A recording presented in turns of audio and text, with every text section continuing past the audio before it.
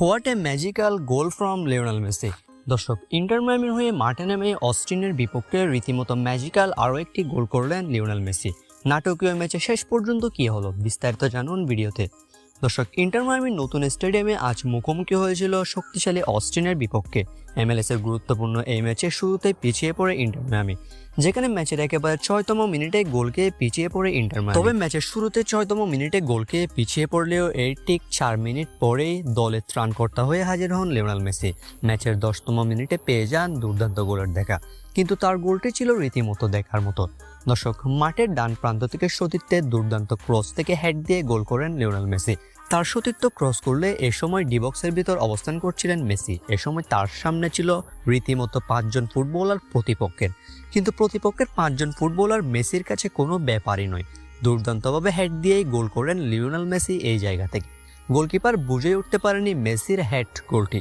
Inter Miami মেসির এই গোলের মাধ্যমে সমতায় ফিরে ১-১ গোলে এবং প্রথমার্ধ পর্যন্ত ১-১ গোলে ড্র করে শেষ করে দুই দল। ম্যাচের দ্বিতীয়ার্ধে ৫৩তম মিনিটে আরও একটা গোল হজম করে বসে ইন্টার মায়ামি পিছিয়ে পড়ে ২-১ গোলের ব্যবধানে।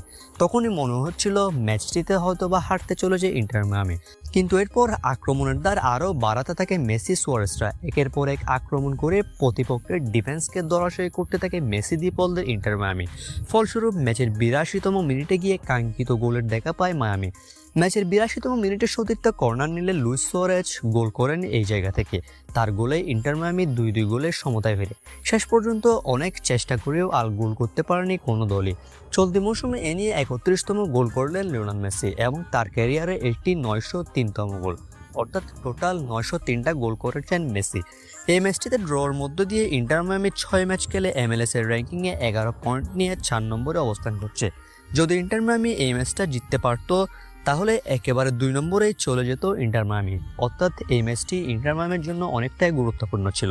কিন্তু কিছুই করার নেই, শেষ পর্যন্ত ইন্টার মায়ামি ম্যাচটিতে ড্র নিয়ে মাঠ ছেড়তে পেরেছে, এটাই অনেক। নিজেদের নতুন স্টেডিয়ামে মাঠে নেমে প্রথম ম্যাচে গোলের দেখা পেয়েছেন সর্বকালের সেরা ফুটবলার লিওনেল মেসি। তার গোলটি ছিল রীতিমতো দেখার মতো।